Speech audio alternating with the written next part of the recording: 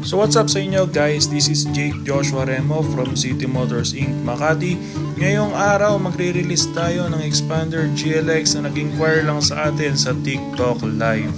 So ayan guys, as you can see, yan sila ma'am, nagsasign ng documents. Syempre first step po yan bago ma-release ang kanilang unit. Galing pa po pala sila sa San Mateo Rizal and in-avail nila ang unit for only 0 down payment. So after signing of documents, ayan po ang unit na i-release natin kanila ma'am. At sir, syempre, chinek muna nila ang buong paligid ng unit. Interior, exterior, yung mga upuan. And yan po, chinecheck nila yung set of tools natin.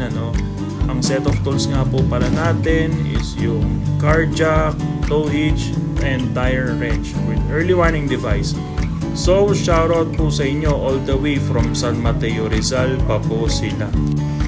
And this is it, the moment of truth after signing of documents, and pag-check nila sa buong unit. Releasing time na. Pauwi na pala sila ma'am, pabalik ng San Mateo Rizal. And thank you po sa regalo na binigay niyo sa akin. So yun lang naman po guys for today's video. Maraming salamat po. Bye bye.